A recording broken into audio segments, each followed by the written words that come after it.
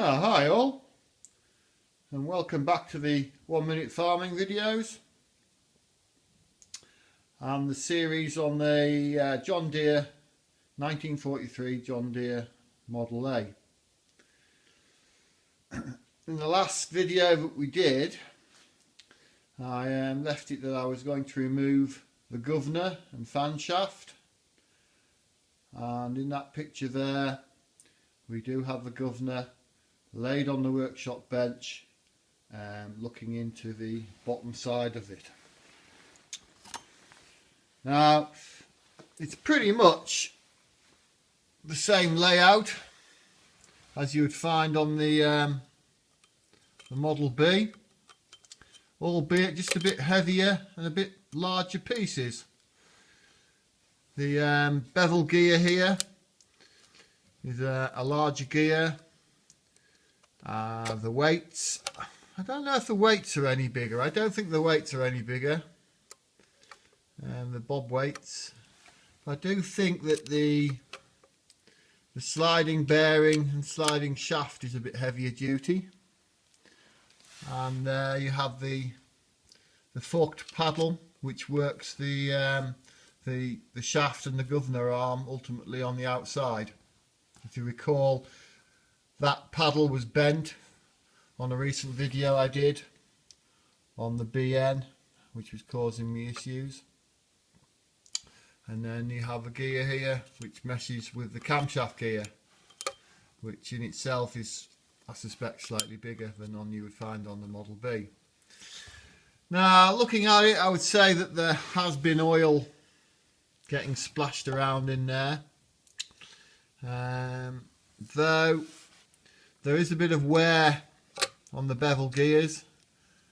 The teeth don't have the shine on them that you find on the camshaft gear, and we do know that this bearing in here is there is a fault in here somewhere, which I suspect is either a worn bearing or collapsed bearing.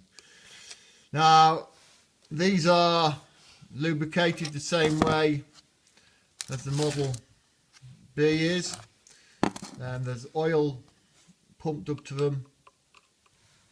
Pumped up to them from the oil pump in the crankcase, which ultimately feeds that outlet there and the oil pressure gauge. Now in the back of that hole, so you have that hole, and in the back of that hole further down there is a drilling which goes right through and comes out somewhere up here, which sprays oil onto the two bevel gears. And with all this gunk that's laid around in here, I suspect strongly that that hole is in fact plugged, and that's why this bearing could be failing and these gears are slightly worn, these gears' teeth. So yeah, ultimately if we reuse this governor, because this tractor is the tractor that I'm suggesting that I put a V8 conversion in, but if that doesn't work and we decide to go back to everything as standard, then this governor will be stripped down and overhauled.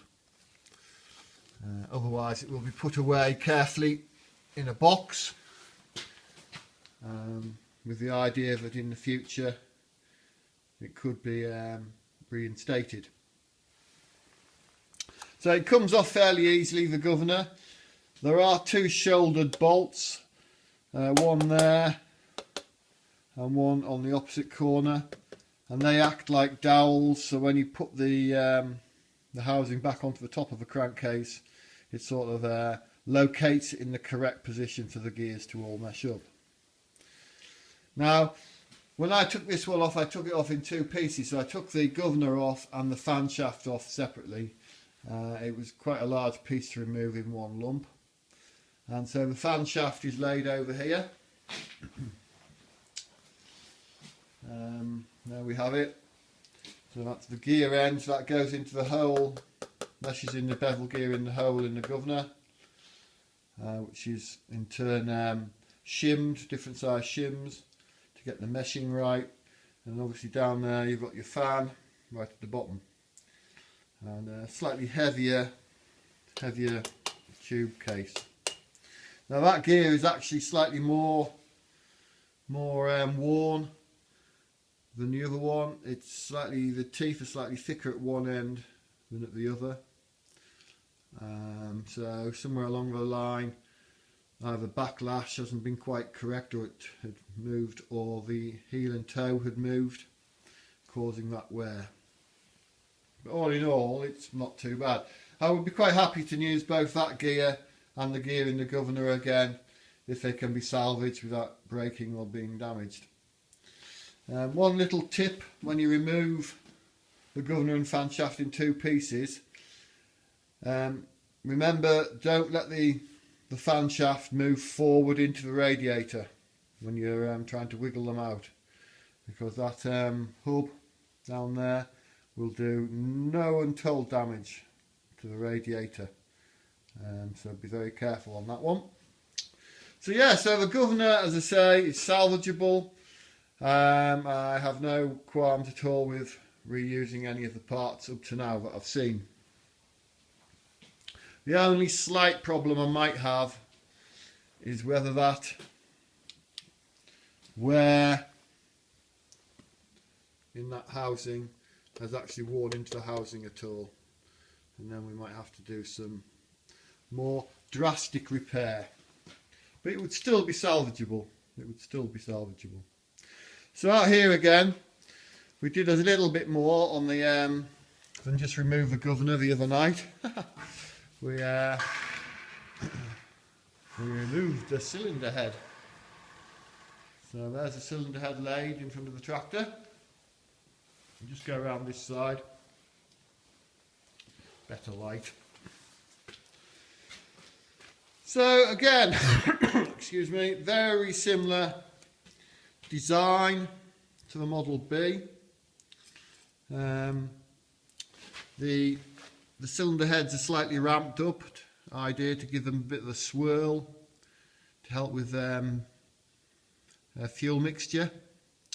Both sides, so the air inlet there, the bigger valve, the air is drawn in and swirls round and gives it a bit of a swirl. Obviously bigger valves, much bigger valves than on a B. Better or larger cooling capacity around the head. Interestingly enough, it would seem that the mid-styled A does not use those pressed in pushrod tubes as you would find on the B. I did think that the mid-styled A still had them, but it doesn't. Which is good, because they're always a bit of a question mark of those things. So these are cast into the block. So there's the cast in. So that's good.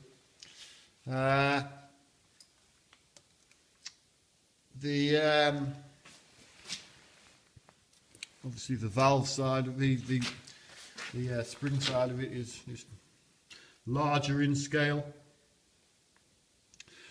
So I think this head would be something I would reuse. I can't see any issues with it. I would probably renew the valve guides, which are the tubes that you press inside to the head, which the valve stem goes through. I would definitely skim the exhausts and inlet faces here flat.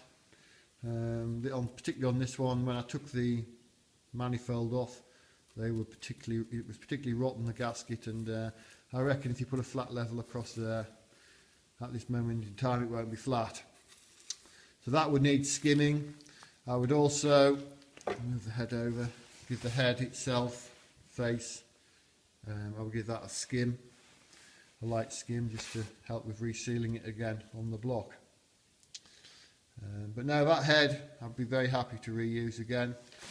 There does not seem to be any cracking in it. If you find, if they do crack between a water jacket and say the combustion chamber, you always get telltale rust marks. And this seems to be quite good on that front. So now, happy with the head. The block, Now the block's slightly interesting in that it has actually, at some time in its life, had liners put in it. It wouldn't normally, just hope that torch is going to stand, it wouldn't normally have liners. But yeah, that slightly shiny edge there is the edge of a liner. Both cylinders have been done at some point in its life. I would say it's been done quite a while back, because when I took the head off from the block, the head gasket was in a pretty poor state. And if you, I've cleaned a little bit of the carbon off where the piston doesn't run on this far cylinder, and there's a very, very slight lip in the on the liner, maybe a foul. It won't be much more. So I'd be quite happy to reuse that block as it is. I've not measured the bores, but I'm guessing usually when engines are relinered, they're relinered back to size of a standard piston, size. So I don't think it'll have oversized pistons in it at all. There'll be cast iron pistons, and they're of the flat, low compression type, which would be just spot on, really excellent. I would re-ring it, put new rings in, and obviously glaze bust the bores.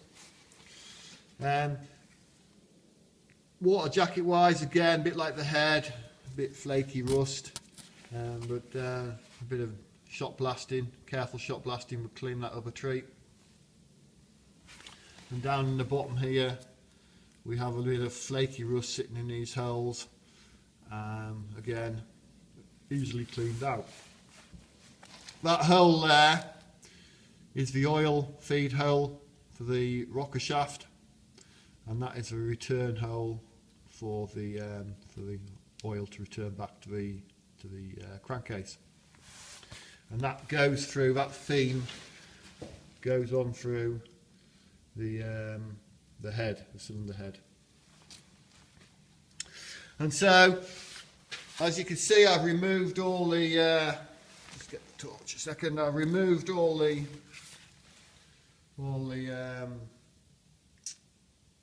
cylinder head bolts, not bolts,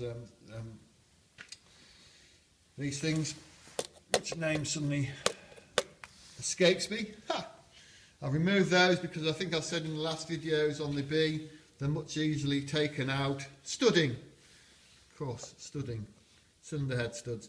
So they're much easier taken out while the block is still attached to the crankcase, because if they're very tight, you end up with the block skating around on the floor while you're trying to screw the studs out. There's two left which you can't get onto while it's in the frame, and so they'll be taken out once the block is removed. So we have push rods there, extremely long push rods, and again the inlet ones are slightly shorter than the exhaust ones. If you measure them, well, visually you can see they're slightly smaller. And there we also have the rockers on the rocker shaft, and the two towers that it mounted on. There's the oil feed, which oils the shaft, which is connected to that funny old washer, which is screwed into the middle head bolt stud, and the oil is forced around that washer through a groove and eventually out of that nipple there and then into this tube which oils the rock shaft. Again, not too much wear, in fact in pretty good condition really. So yeah, so I'm happy with that, happy with the rods. Use a couple of head studs which are slightly, the threading on them is slightly poor, so whether I reuse them or put some new ones in, I don't know. So they're good. There's the camshaft gear that the governor sits on. Again, substantially bigger than you would find in the Model B. And so the next stage, I think, will be to remove the pistons and conrods. They will come out of this end. You'd have to clean the carbon off, because by taking the piston out, if they don't remove the carbon, they can sort of become very stiff to remove. Put a bit of oil around them and the pistons will come out a treat. But remove that carbon first. Yeah. And interestingly, I tried putting my KLG long reach plugs in here, and I wondered why they wouldn't actually screw right down to the shoulder inside the block. And that was when I sort of had an inkling that the block has been lined, because whoever's done it has not tapped the tapping to the plug hole right through, and they've just pushed the liner in and just opened the hole up with a drill and left it at that. So if I reuse this engine, I will have to make sure I get a tap to tap those holes out.